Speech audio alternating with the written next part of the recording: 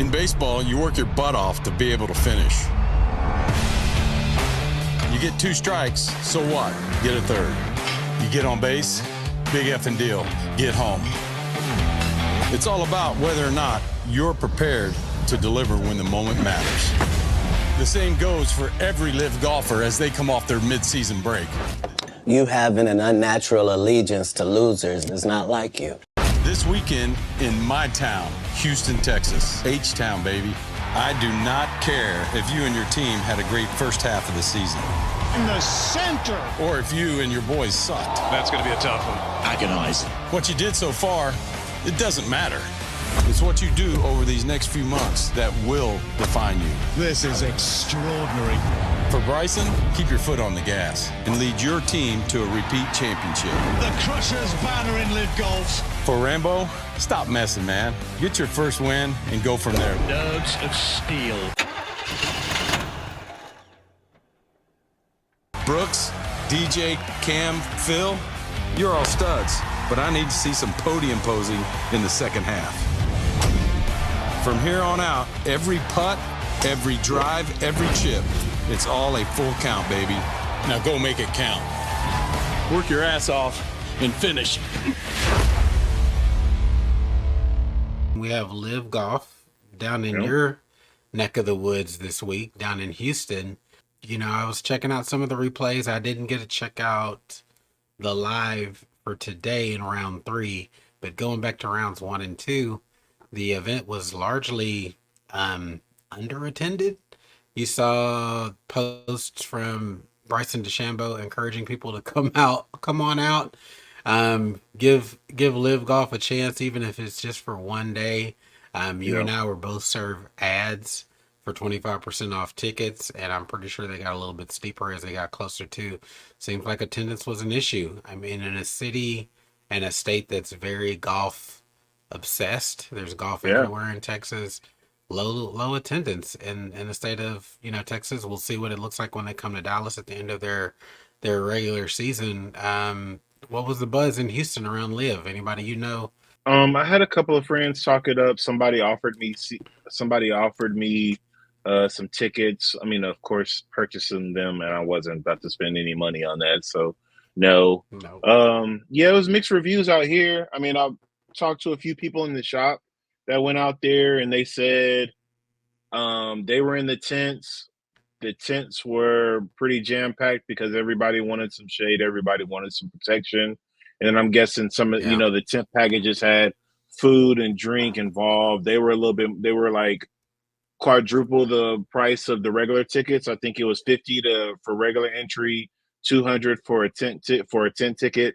And from some of the posts on the golf groups that I follow on Facebook, understaffed, not a real good walking course as far as goes for fans, few and far in between as far as like cold drinks. They said they were getting served warm beer, 45-minute waits for anything far as that goes. Yeah, warm beer or warm water, both of those. But I feel like the people that went,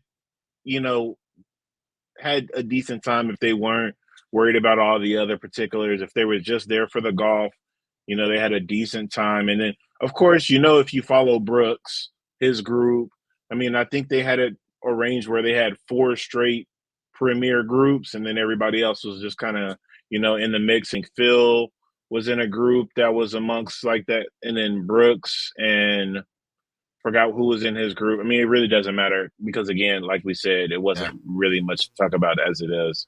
But and it could have been leaderboard well ran. Not very exciting. Right, Carlos Ortiz won it. I guess congrats to him. But I guess the bigger story, as we had in our show notes, was Jon Rahm getting hurt, and what's the severity of that, and how are we going to proceed going into the major week? So, honestly, I think we should transition into that. Yeah, I have a conspiracy theory on that. Besides it being poorly run, I'm not surprised, and it being 100 degrees at 12 o'clock. Yeah, that's what I was wanting to say, man. We both, you live in Houston currently. I lived there for 11 years.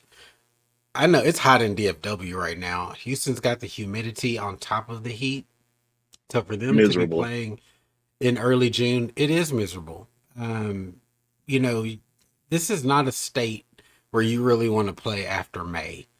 You want to move on, even when they play that, end of year deal. It's going to be hot even Yeah, then. And I think it's what, September, October.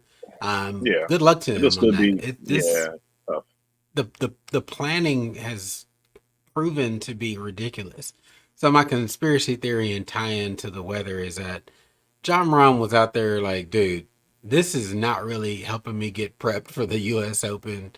It's Yeah, hot as all get out. The reason given were cuts in between his toes.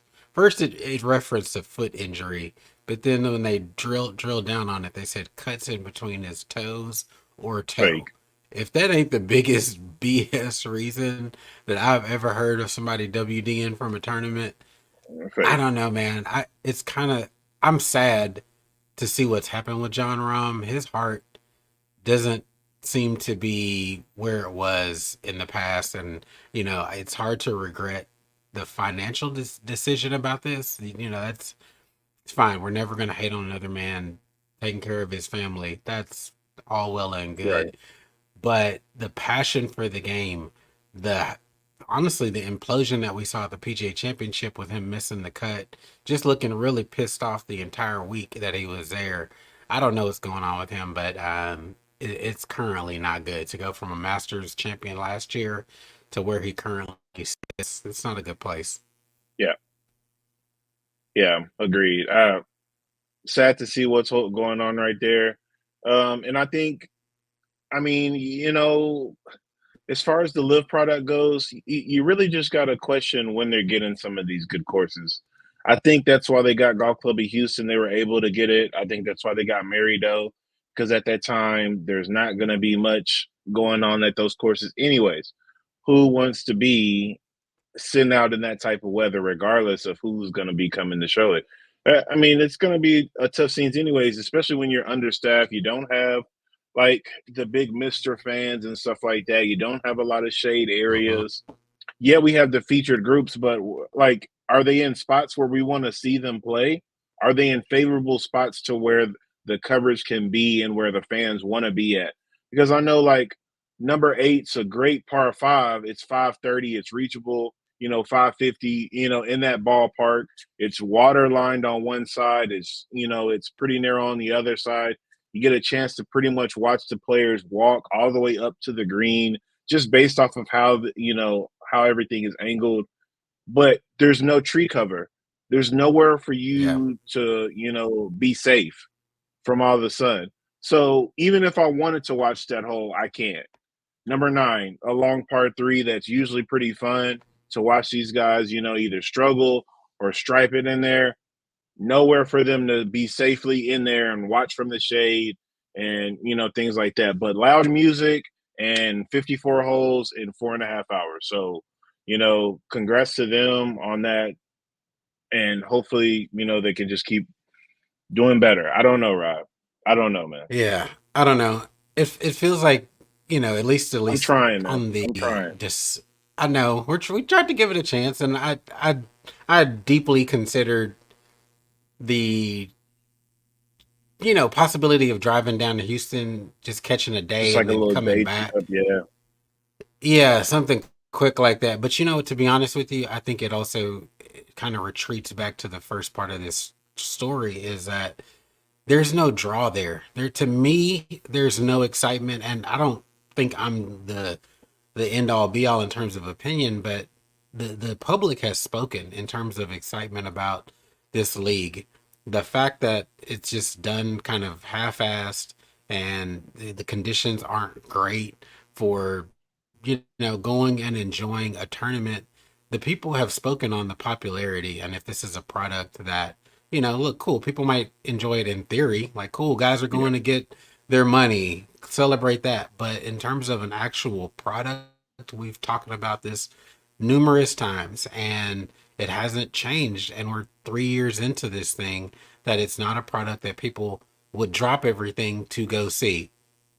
I Right. will honestly, when you can compare the crowds at the Memorial today, and it's nuts. The gathering around 18, was more than probably LIV saw on any day in total attendance. It's got to come to an end, right? I mean, the discussions between the PGA Tour and the Saudi PIF are heating up. They seem to be speaking weekly at this point. I read an article today, a new not entity, I don't know what they would call it, but somehow Rory is back involved. It's separate from the board, but it's just strictly talking financials. He said he's going to be listening more than he was talking early on. Feels like he even alluded to, could they possibly come back together in 2026? Cool. I just think having to split our attention between two leagues, one that people really don't care about, and then also to kind of knock down the other side of the argument is that the PGA Tour results have not been, would be different if everybody was playing. I think slightly, but not significantly. And I really, when the year starts to wrap up, gonna go start doing some plotting and kind of looking at tournament results year over year, and really pointing out that there's really been not been a huge drop off in play year over year, despite the losses of those guys that are playing on LIV. You get a lot of stuff out of this channel, y'all. A little business knowledge, a little technical golf knowledge, a little BS in here and there. You're in a well-rounded environment. So hit that subscribe button, hit that membership button. We got you covered on all things golf.